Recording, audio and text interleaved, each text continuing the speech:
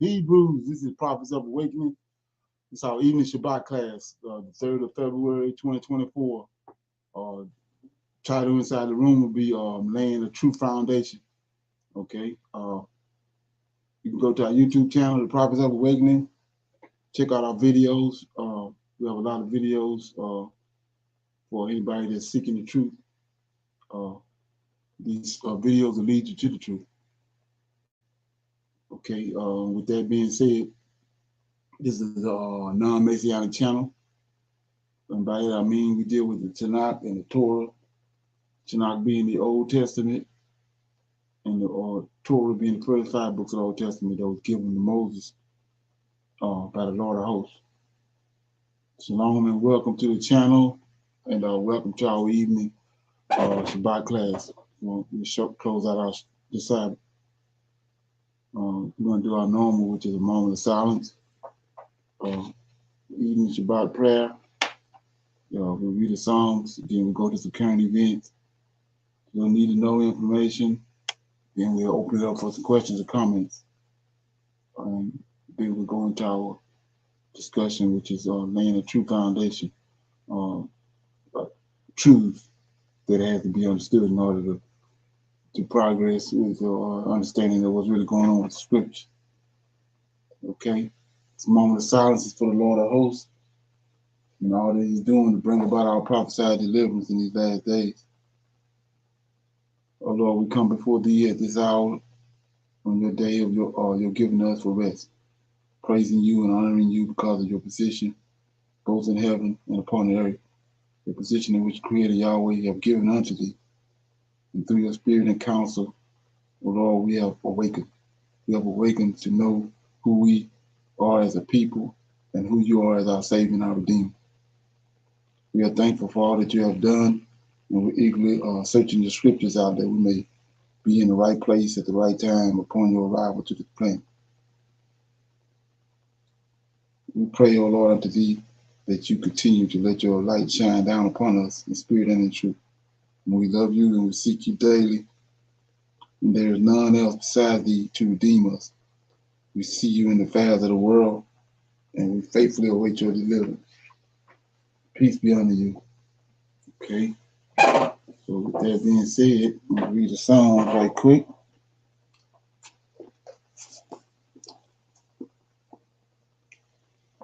Okay.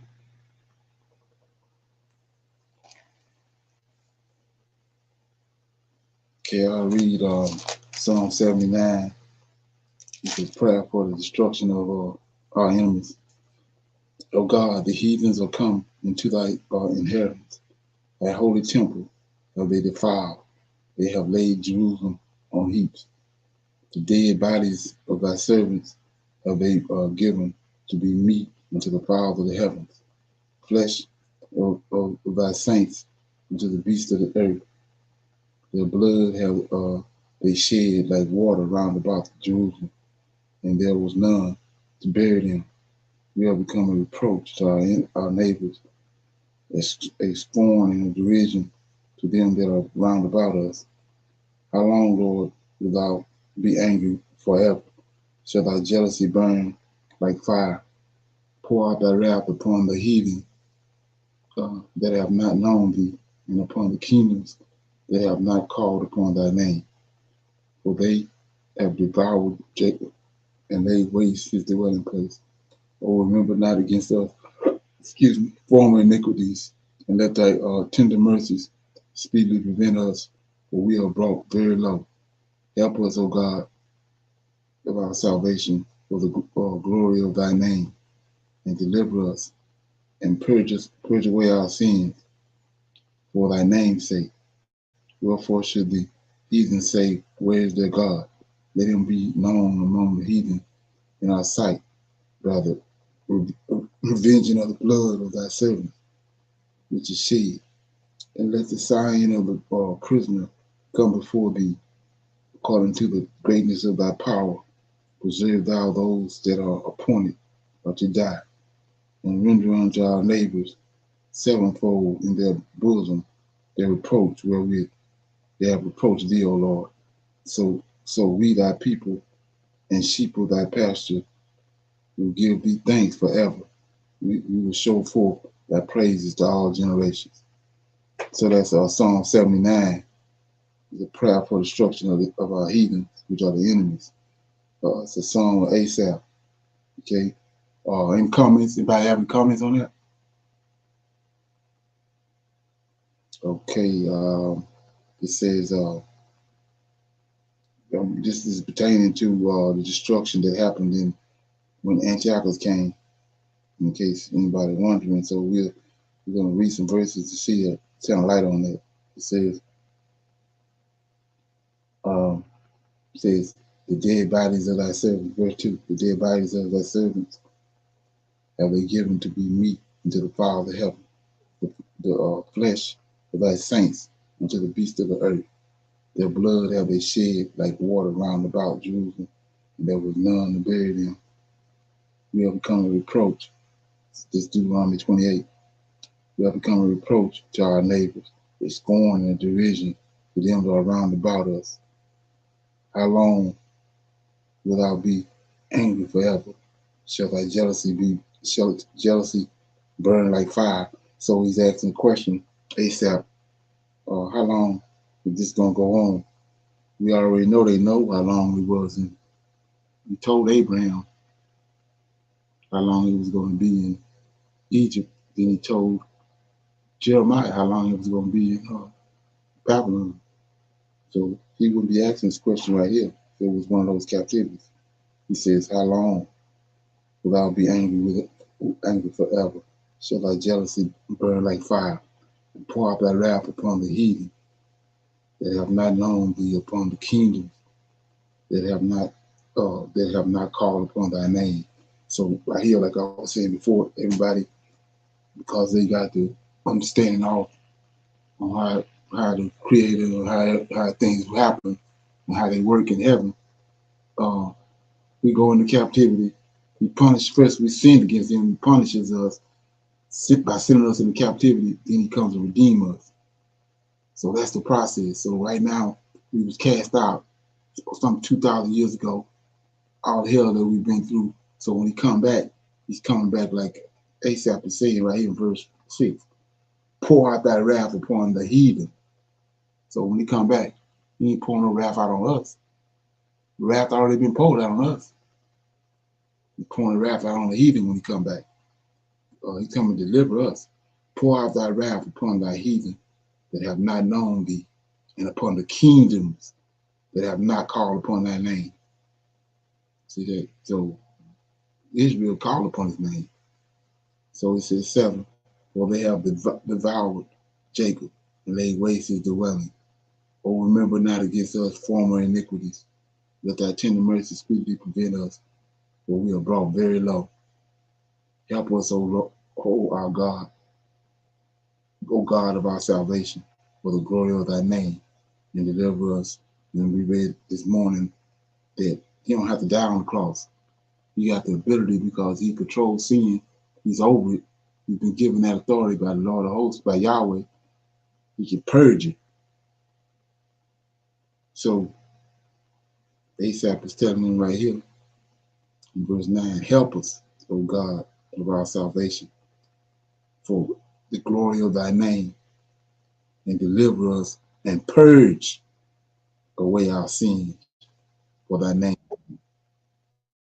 So when you got down on the cross, you're going to purge it away like he did in all other situations, like we read it in Zechariah chapter, or the book of Zechariah, chapter 3. We are purged away our sin. If he can do that. Okay. So any comments? That was Psalm 79, a prayer for destruction of Israel's enemies. It's ASAP. He's the author of it. Okay. So we go to the current events. Nobody have none. Okay.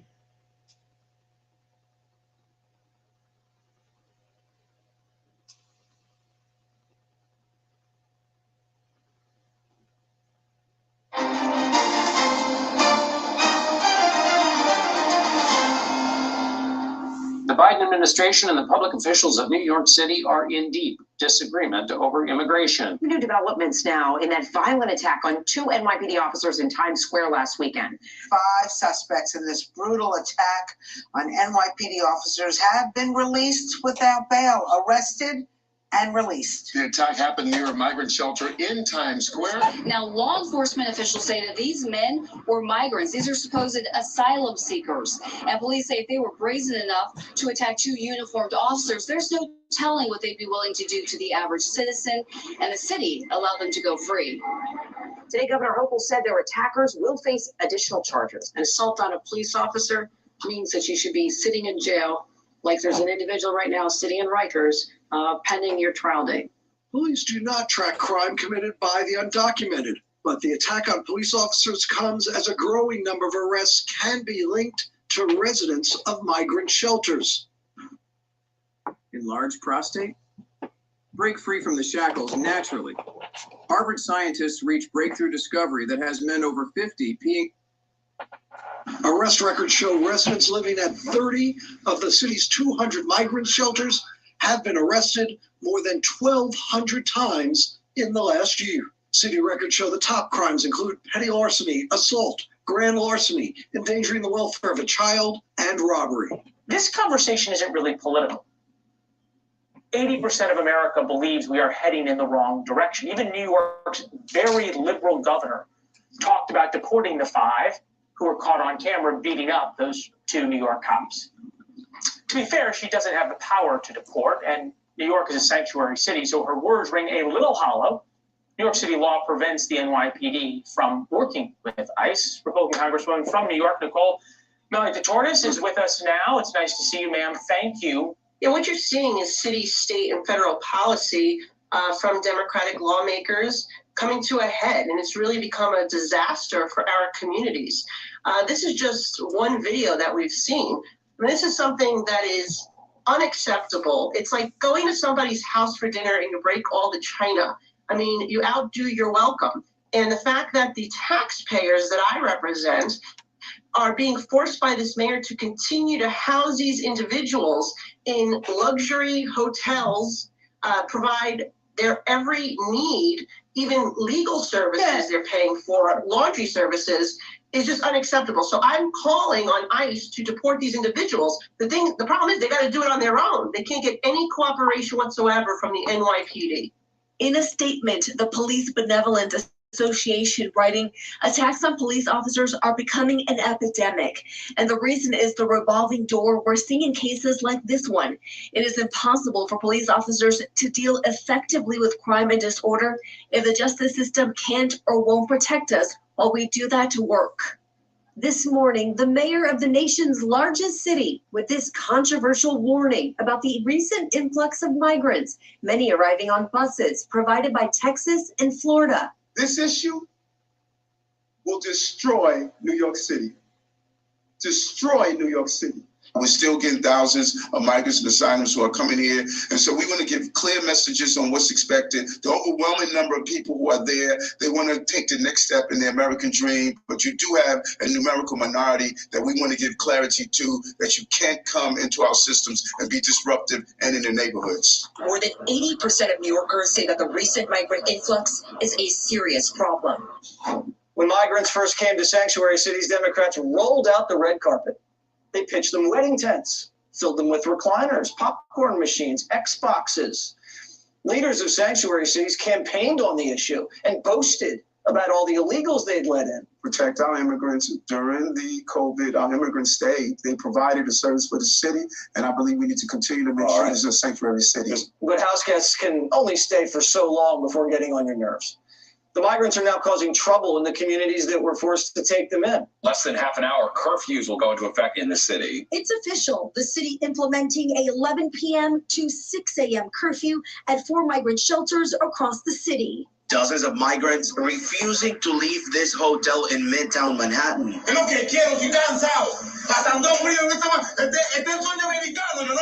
This Venezuelan man saying he's tired and cold, questioning if this is the harsh reality of the American dream. In New York City, where officials tell us resources are overwhelmed. And you see some of these images, you see some of these people in New York City committing crimes, and the sense of entitlement on some of these illegal aliens is unbelievable.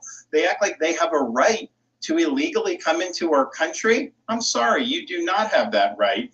And if we were a country that was serious, we'd be sending these people back home to their home countries. That's how you enforce the rule of law. Biden's not doing that. He could secure the border if he wanted to, and he's choosing not to do it. What if you're checking in? Okay. Any comments on that? Anybody got any feedback? Shalom, everyone. And how they showed about the police being attacked, they were not allowed to draw their gun, tase them, or do anything to them, which if there was another minority group, they would have been able to shoot them, tase them, or do whatever they, to do to get them off of them. But they was not allowed to. The police cannot draw their gun on them.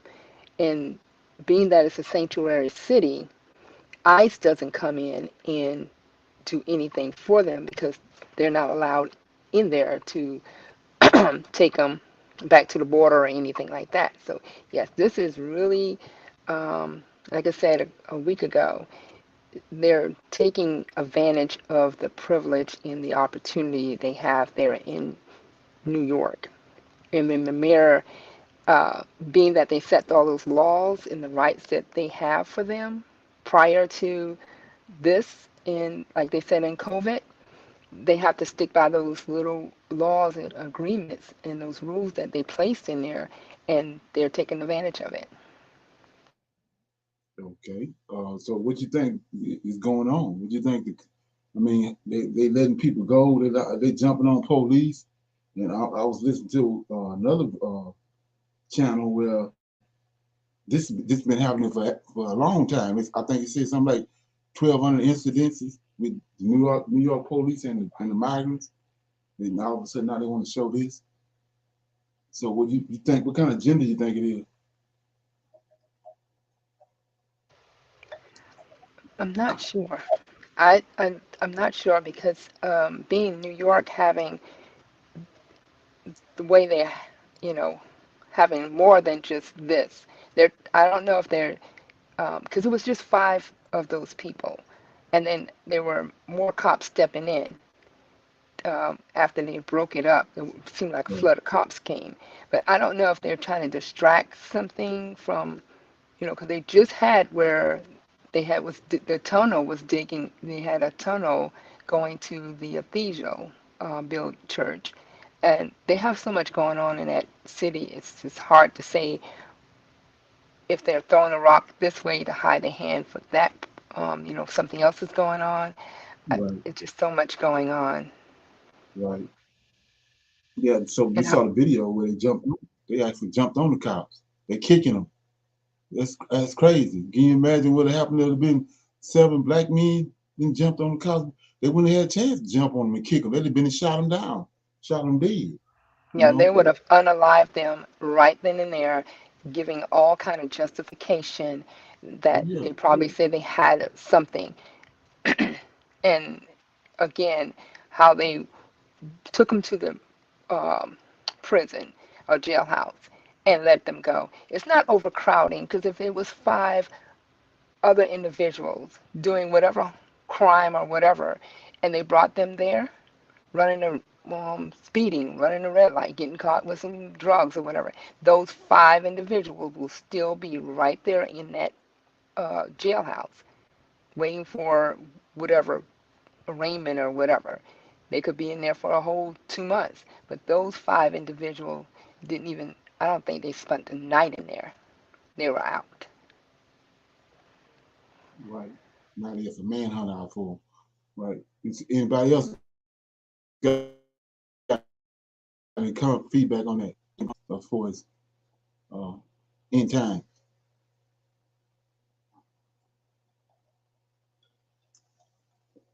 Okay, so my take on that is I was sitting there thinking about that today, after this morning Shabbat fast, and I was sitting there and it dawned on me, Rex 84. When you go back to the Kenyatta plan, we talked about that.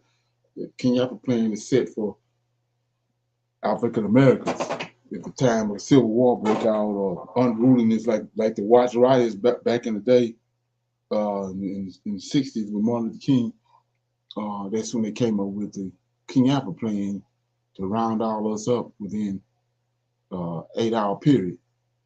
But they came later and amended it with Rex 84. And Rex 84 was for the Mexicans. And so I was like, okay, it's kind of, the reason that came to my mind was, I don't know if anybody saw it, but it came out today. What his name? The big time millionaire. I can't think his name, but anyway, he says that is anybody paying attention to the lockup facilities that they have all over America for immigrants. His name on the tip of my mouth.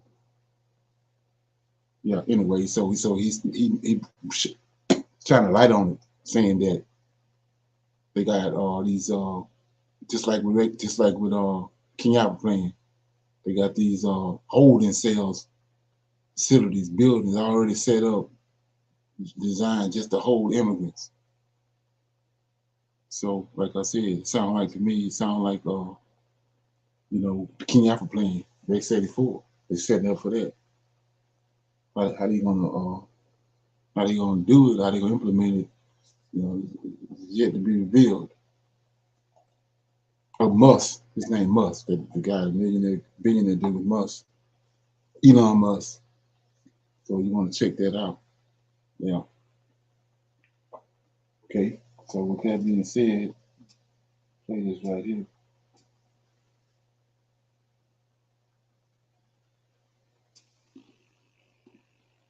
When you say words, you have to think, how are words put together?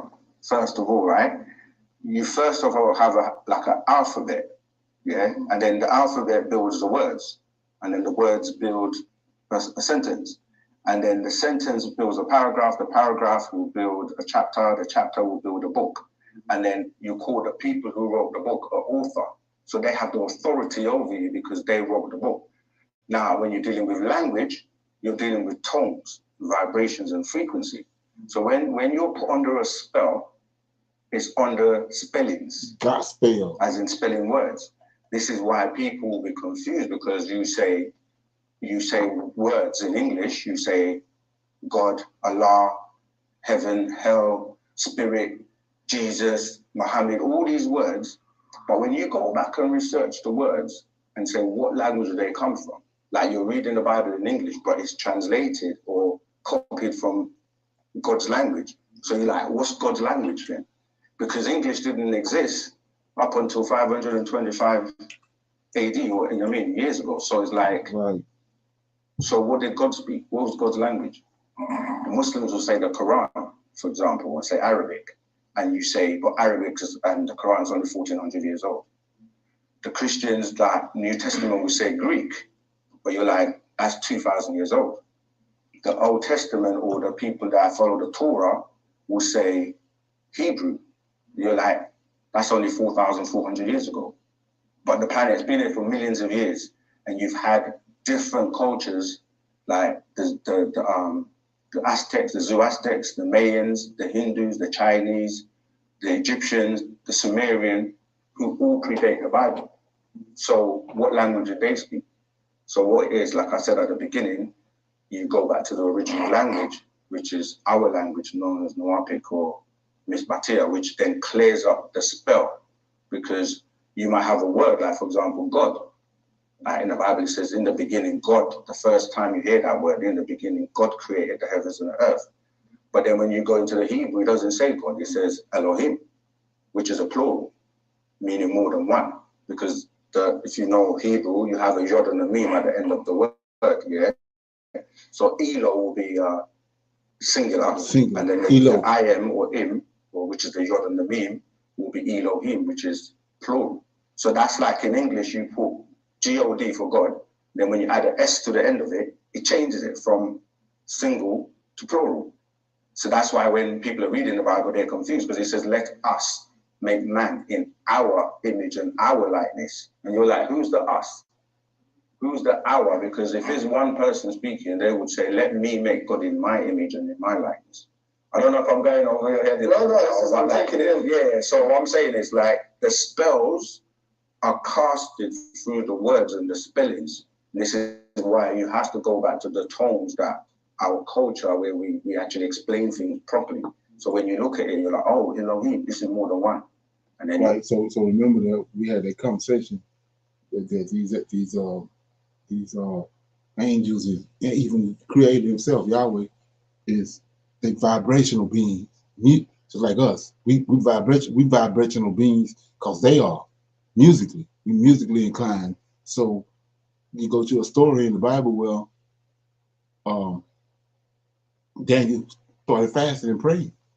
And then Gabriel said, when you started praying and crying out to him, I heard you the first day you did it, but I got held up for 21 days. I didn't make it to the 21st day because of these fallen angels. But he said, I heard you. I heard what you were saying, what you were doing on the first day, and you did it. So that's what the praise and worship is about in the temple. Like I said, that's why they inhabit those praise and worship. Like I was telling you about the fat. He's standing right there. Even when Adam, pickled Adam that got himself in the garden, then he had to show him how to clean that up, how to purge their sin out away was with those animals, clean animals, specifically with the lamb. And he showed him how to make a sacrifice, what parts to burn on the altar to him and what parts was for him. And so we see that the fat. So you looking for, you crying out for the Most High. Back then, they knew all they do is make a sacrifice. Light a fire, make a sacrifice, burn the fat. They're coming. Or start singing like Moses did in Psalm Deuteronomy 32, and Joshua did it. David did it. They're coming. But we've been taken away from that. So like I said, these beings, they vibrational beings. Right?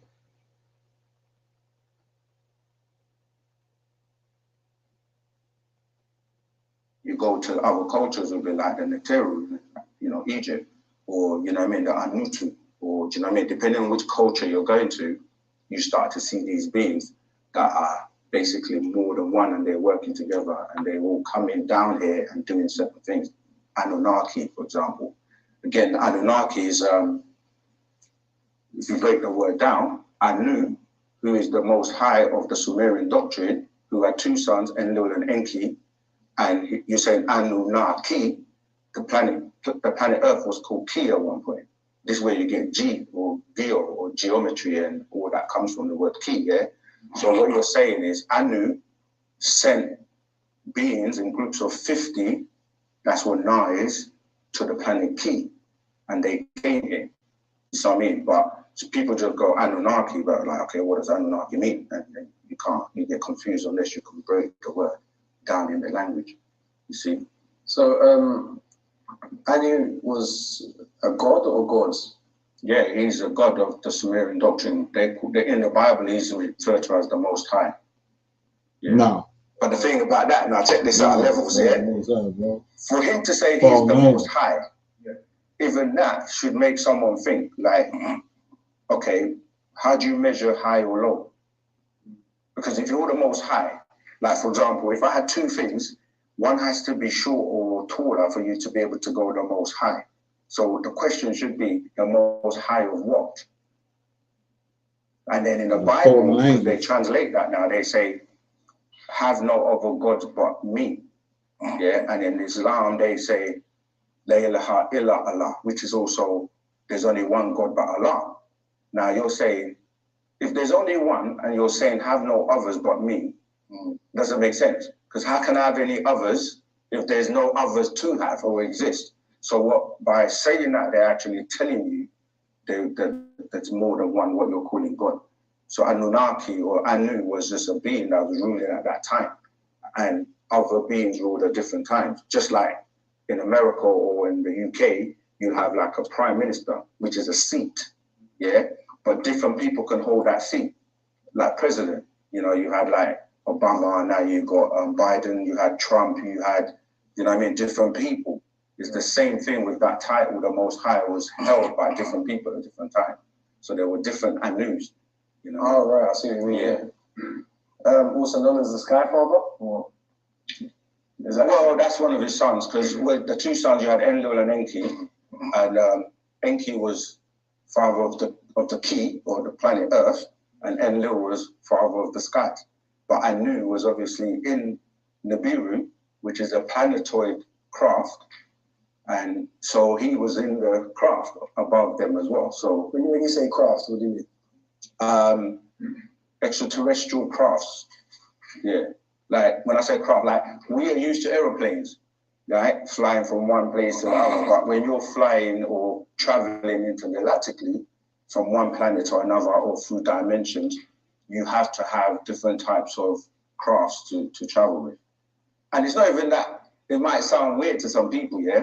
But when you start reading the Bible and the Quran, you see it all throughout, like Ezekiel's will, they talk about the crystal city in the book of Revelation, Daniel saw, you know, there's many, like the cloud that the children of Israel were following was stopping and all of that. It's just that people didn't interpret it at that time as a craft, you see what I mean? But obviously we're living in a different day and time now with technology and multiple sightings. Okay, any comments? Feedback?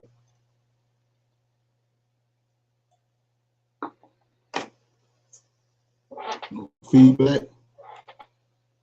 Okay, yeah, he's saying he got that all twisted up about the Most High, you know what I'm saying? So what he's referring to is that group of fallen angels that came down. Notice he said that 50, he had some that was over 50. Well, Enoch tells you that those 200 that came down were leaders over 10s and over 50s. And so we know that's who was cast out. And we know who over them. Not the Most High God is Samuel, Lucifer. That's who over them. And that's the history that they're dealing with. They're not dealing with the overall history, because we know who the God of the universe is. They ain't Enlil and Enki. Enlil and Enki was cast down. They're part of that group that was cast down. Okay, and when you understand the story, it was two excursions that came from the heavens. The first one was before Genesis, when he cast out Satan, caused the flood of the earth and cast Satan out. Well, Samuel cast him out with the 1/3. And then we had another excursion in Genesis chapter 6. It came down. So these fallen angels that he's trying to tie that to heaven, but it ain't tied to righteous angels and the Creator. No, those are fallen angels. There's out of order. Okay. Any comments? Okay, got some need to know information.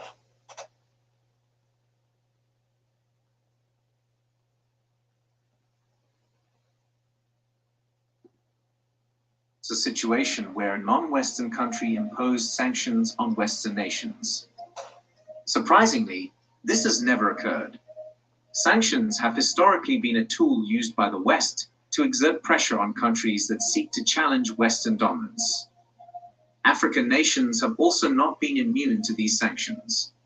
Recently, we witnessed the West imposing sanctions on Uganda, Niger, Gabon, and the Central African Republic, removing them from the US-led African Growth and Opportunity Act. These African countries made decisions based on their own judgment, rather than following Western directives, and as expected, the West retaliated with sanctions.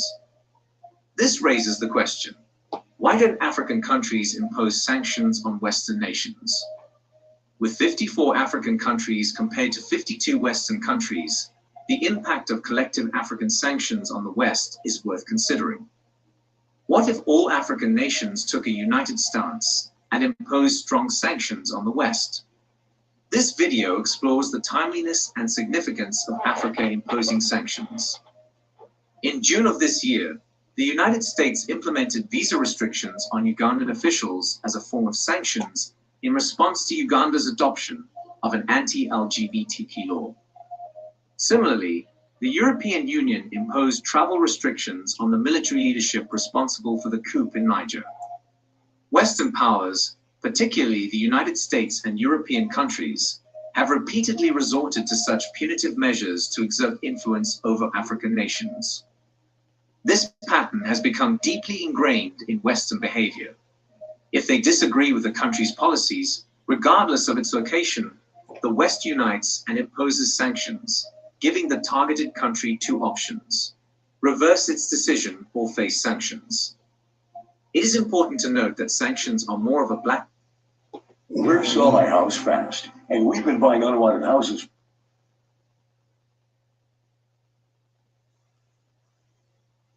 Than a legitimate measure in the international arena. However, since Western countries engage in this practice, the international community rarely objects, despite accusations of human rights violations against Western nations in Africa and globally. Surprisingly, there has never been an instance where an African country or organization reciprocated by imposing sanctions on a Western nation.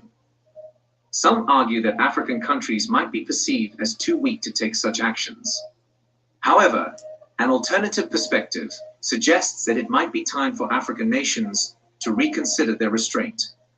The potential impact of African nations imposing sanctions on the West could have significant consequences for Western powers.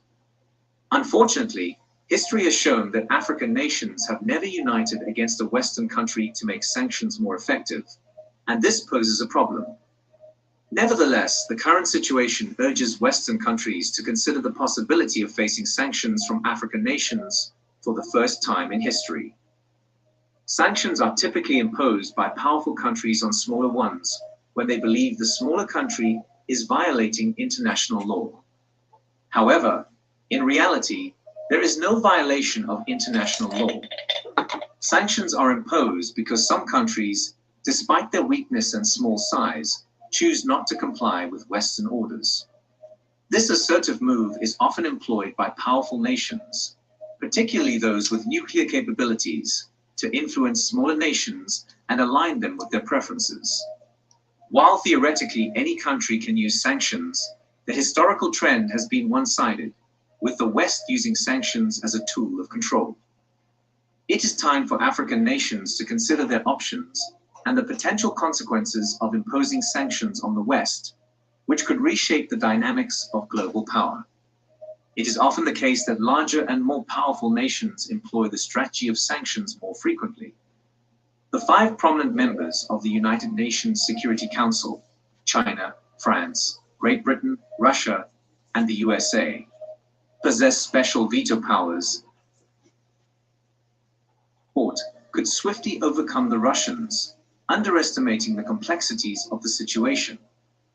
Additionally, these Western leaders overestimated the influence they believed their former colonial outposts in Africa held, expecting compliance with London and Washington's sanctions and perceived hegemony. Historians might characterize these misguided beliefs as delusional. This delusional thinking not only poses So, in other words, what has just happened is Niger, Unifista, however you say that word, Burkina Faso, and these other countries that we just saw had the coup. They all come together and they put the sanctions on the UK, the sanctions on America. So you can imagine how they feeling about that. They're shaking their boots. It's like unheard of. All of a sudden, it didn't happen. Okay. Anybody got any comments on that?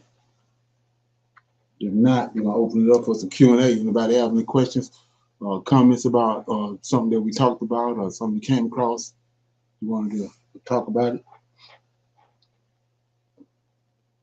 Put it on the table. Okay. Shalom. I'm sorry. My internet's going in and out, so I might keep going off. I had something I want to, in Revelations 18 and 18, verse 18, I'm trying to get some clarification on it, where it says, and cried when they saw this. Well, I go to 17, and I'm thinking this kind of relates to maybe what the end times of we might be seeing it now. 17. For in 1 hour so great riches is come to naught, and every ship master and all the companies in the ships and sailors and as many as trade by sea stood afar off, and the city and cried when they saw the smoke of her burning, saying, what city is like unto this great city? 19. And they cast dust on their heads and cried, weeping and wailing, saying, Atlas, Atlas, that great city wherein were made rich all that had ships in the sea by reason of her costliness. For in 1 hour is 1 hour is she made desolate. The reason why I'm saying that part is we were talking about the dollar bill and talking about how things are changing and the West um, losing their power basically with the dollar bill. Is this something referring to it, far as having all the riches and now being taken away, burning, and the ships that would do cargo are no longer coming to the United States, because of the dollar bill or the. Well, first of all, it just says city. You just read it says city, right? Yes, sir. So it's a city. That'll be New York. I'm in New York. Everything that's happening in New York right now. Right. So it says that great city, right? So I mean, which is the greatest city that you could think of that's compared to cities that's been on this earth? What's the greatest I'm city ever? thinking the greatest city would be the New York, the Big Apple. You don't think Jerusalem the greatest city? Oh, yes, sir. But I was thinking of the North America, Okay, the West. so we said that great city, right? So you go over to verse 11. They're going to start at verse 11. It says, verse 10, standing afar off to feel her torment, saying, Atlas, her. So her is the city. Her torment, saying, Atlas, Atlas, that great city Babylon was a city, which don't make no sense because Babylon ain't no city. But it said that great city Babylon, that mighty city, twice saying city. For in 1 hour the judgment has come. And then this how you gauge what city what it is. It says, and the merchants of the earth shall weep and moan over her, for no man buys her merchandise anymore. Now I give you the merchandise. Gold, silver, precious stone, pearls, fine linen. You see fine linen all over the Old Testament with Jerusalem. Fine linen, purple. That's the Israelites. That's what the gates was decked with. That's what King David had on, was purple, right? Silk, scarlet, fine wood. That's what they used to build a temple with. Scarlet, all manner of vessels of ivory, the manner of vessels of most precious wood, brass, iron, marble, right? Then here we go. All this they use this in the temple, in the temple. Cinnamon, odors, ornaments, frankincense. See that? Frankincense, wine, oil, all this come fine flour. You don't hear nobody saying nothing about fine flour. You hear them say flour when you're dealing with Gentiles, but you don't say fine flour because Israel needs fine flour. They use that in the when they doing the sacrifices.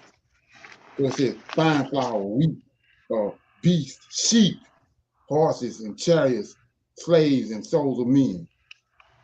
So is it a place right now called Jerusalem? You know what? It is a Is it a city called Jerusalem today? no, sir. But they Yeah. would have it's in um say it's a place called the City of Jerusalem. Yeah, the place Jerusalem. They got Jerusalem, Israel over there today. Yeah. That's Jerusalem. Yes, sir. The ships able to be on that side? That's why I went with the North America because of saying far off in these ships that will go and transfer the Well, merchandise we looking from. at we're witnessing it right now. What's happening with the Houthi rebels? What they shooting up? They on the Red Sea shooting at those cargo ships and Ship, stuff. ship that's coming in, they're bringing all the merchandise. Yes, But sir. but what you have to look at is look at the type of merchandise that's being mentioned. It's all dealing with Yes. Israel. Yes, sir. Right. And then it's not only that, it's a city. But Yes. so reason I'm saying all that because actually we already know that's been pulled from somewhere else and put over there. So that's actually that what you read came out of Daniel.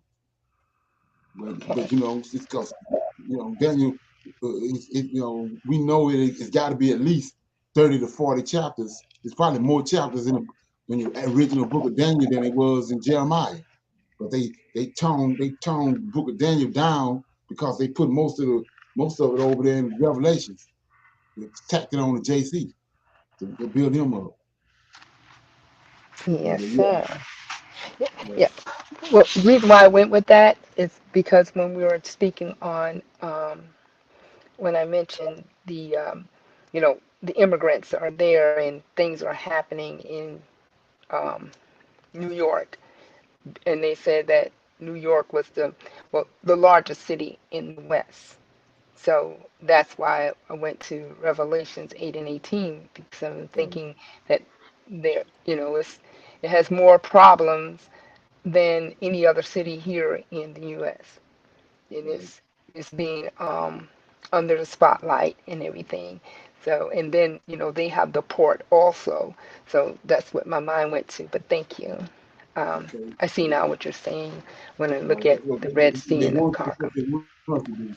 That's what they want us to do. Go there. But like I said, where is it says he's talking about the Creator and the order that was in heaven and on earth. He says the heavens and heaven is my place where I abide, and the earth is my footstool. So where that footstool would be at? Under the footstool will Jerusalem. be Jerusalem. Okay. Jerusalem. That's where his people at. So when he come back, where do you think he going? Where the drama going to be at? It's going to be in Jerusalem, right? So look what's there now. It's the people that occupied it posing as the Israelites, and they said and tricked his word off. So the focus is contrary to what they trying to say and make you think. The drama is where he dwells at. It's been confiscated and diluted. So that's where you're going to clear out at. And like I said, we don't really look at it, but those people, those Israelis over there today, are the #1 arms dealers. So you got to imagine the ships that's coming in and out of there. That's why those people are attacking them. That's why they over there attacking the ships, because it's a whole bunch of traffic, hell of a lot more traffic than we know of that's in and out of there.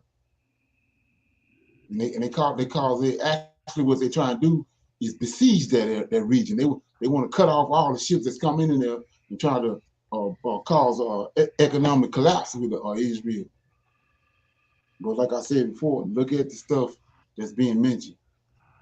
It's all tied to Israel. And not only that, they're telling you it's a city. It ain't no America is a country. Right. No, I was saying about New York, about how it sits on the sea and how it could be burning, you know. But yeah, you cleared it out. Thank you. Right. Yeah. So I'm just saying for people that's listening, I'm just breaking it down for people that's listening. So when you say it's burning, look at what's going on now with them. What they doing over there now with the Palestinians, all that whole region, they want to burn that place down. So you think what you think gonna eventually happen? And they're gonna be here. Yes, sir. Then it's a woman. It's a woman. He tells you it's a woman that's riding on the 4 beasts, which is Israel, Jerusalem. It's a harlot. That's the people that's over there now posing as Israelites. So when he come back, that's what's going to be burning. Okay. Yeah. Yes, sir. Anybody else got anything? Okay. Yeah. So what I'm gonna do is, the topic for discussion is, yeah. Let me play this. Let me play this right quick.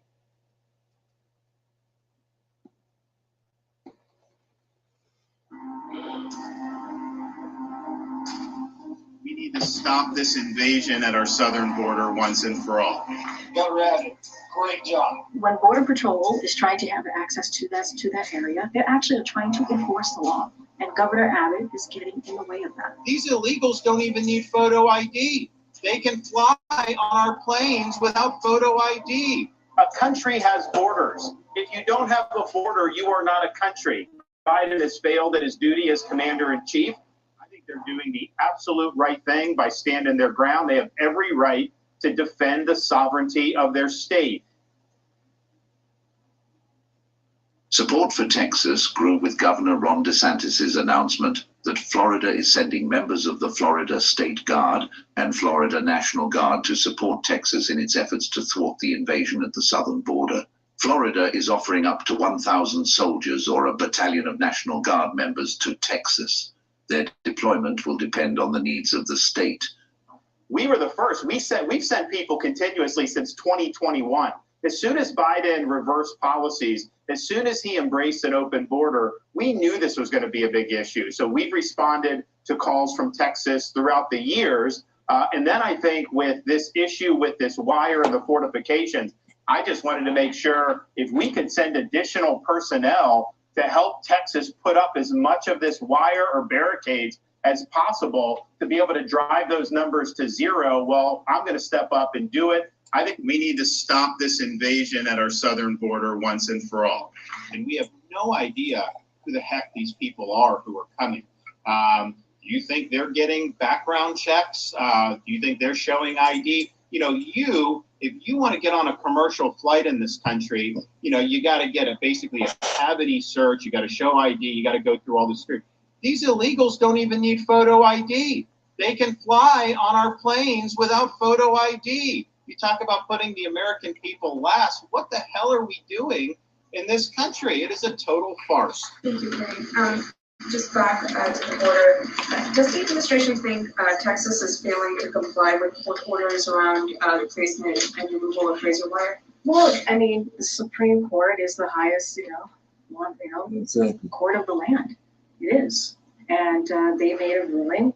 And, on Tuesday, as you guys probably saw, DHS sent Texas a letter outlining the access Border Patrol needs in Shelby Park, for example, to do their jobs, and demanding Texas confirm this access will be honored. Border Patrol needs to have access in order to do their job. They just do.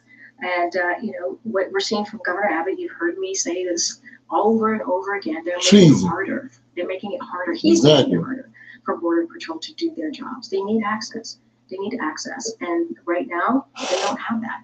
And it's under the Constitution of the United States, our federal law is the supreme law of the land. And any conflicting state is preempted. That's the law. So do you think they're failing to comply with the court's orders? Yeah. I mean, it's the law. It is literally the law. I mean, it is the law. And what we want is Border Patrol to be able to do their jobs. And right now, Governor Abbott is getting in the way. And you see it, DHS sent a letter on this. I would refer to. Yeah, so lock his ass up, Anybody else, lock him up, lock him in, run DeSantis up. They out of what they're doing is unlawful, according to the Constitution. Okay. Anybody got comments on that? Okay. Shalom. I think they're writing off because right now Trump is talking about border control. They need to, he's rearing them up also for them to go forward, blocking them, doing all those trucks uniting to go down there to the border and like the man said, put up wire and do everything they can. I mean, that's really crazy, and they're not stopping them. They're allowing them to get there. Like, what happens when they get there? Like she said, we need those border control police. They need, they need to be able to do their job. But that's going to stop all of that. They're going to be crowding the streets with those big tanker trucks. It's going to be chaos, worse than what it is now, if all those truckers get there when they say they're going to get there. Okay. Yeah. So, anybody else have any comments on that? Yeah. So, I had two things before we close out, and that was dealing with laying the ship foundation. We have a good understanding of how to move forward with what's going on with the scriptures, what's real and what's not real. So we found out this morning, listening to the video we saw, the one creating Jesus, or creating Christ, how Paul is an agent, and so it's not something far-fetched, because we see they're still using those same policies, those same tricks, the powers that be, to this very day. So we found out that he's tied to the Herodians and tied to Rome, the Edomite, but they're telling you in the scriptures that he's a Hebrew from the tribe of Benjamin. Like I said before, words, like the brother was talking about, those words, they didn't turn those words around and they spells, because of according to what language you're dealing with. It's it's a spell being put on you, cast on you, and you're not even knowing. And then the other one is,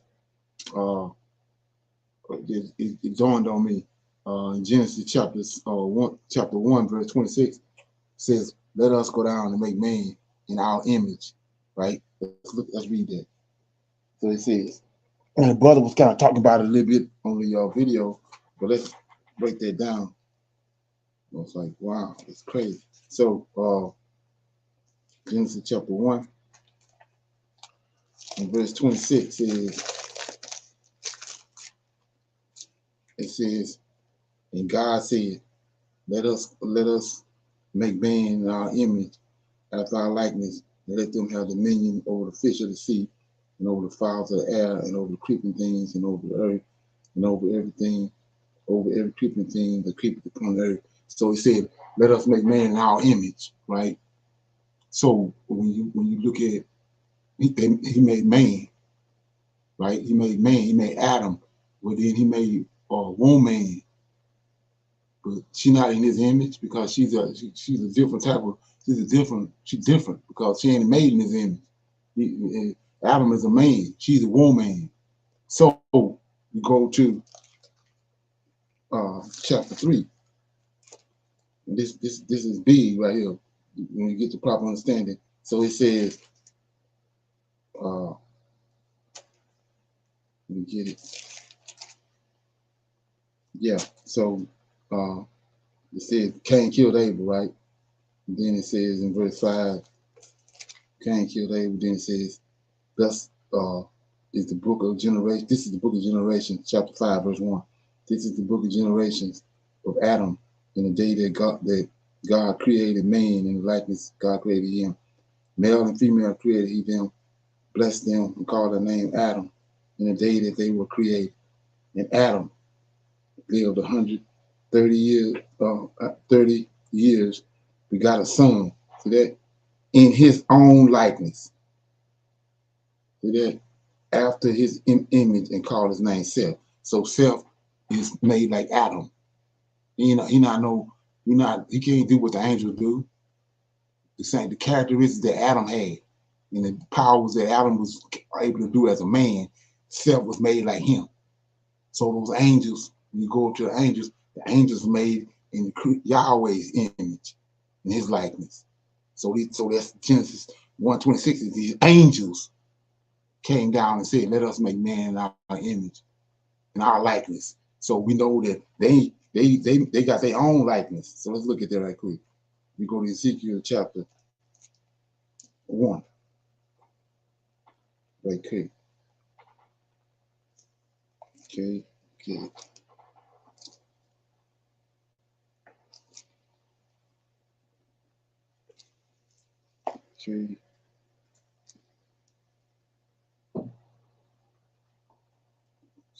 Ezekiel chapter 1. Then we see right here, this the likeness of the Creator, Yahweh. It says, and there was a voice from heaven, from the firmament that was over their heads when they stood, and they had let down their wings. Ezekiel 1:26. And above the firmament that was over their heads was the likeness of a throne, and the appearance of a sapphire stone. And upon the likeness of the throne was the likeness and appearance of a man above upon it, right? It is above and upon it.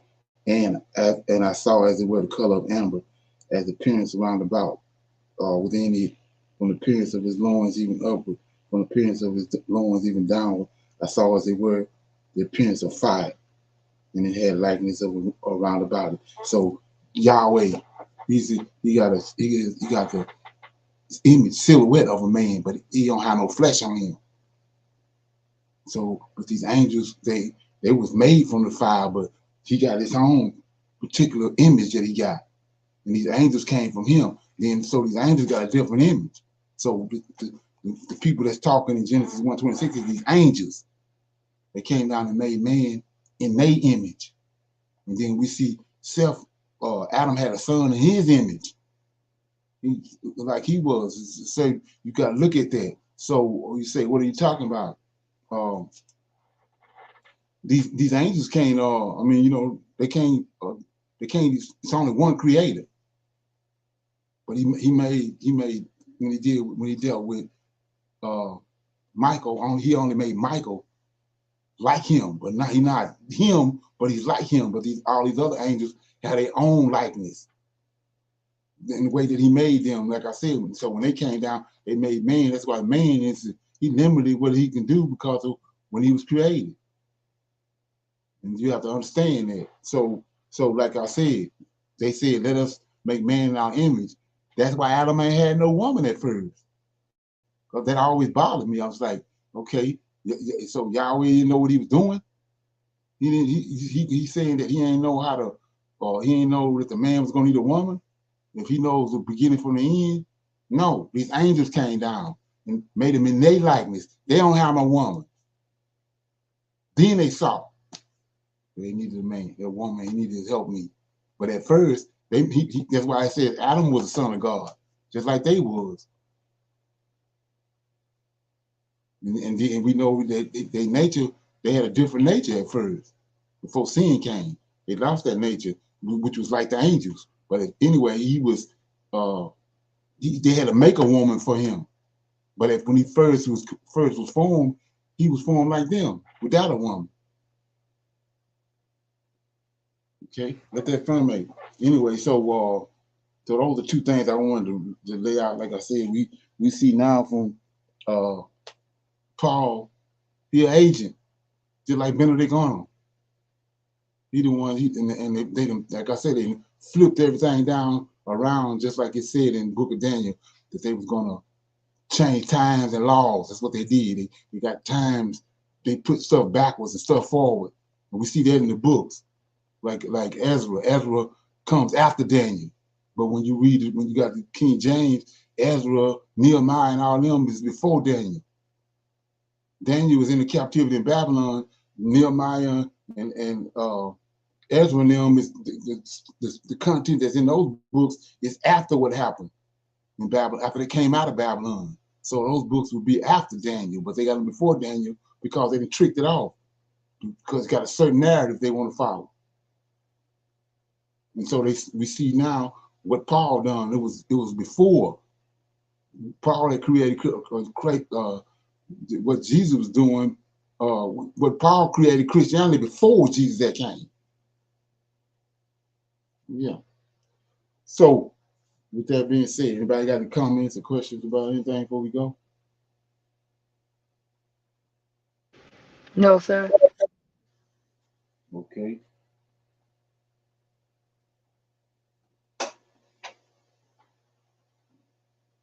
Okay, so with that being said, we say shalom, shalom, and another shalom. I'll see everybody on Tuesday night for our event. Well, we got a class tomorrow on Clubhouse at 12.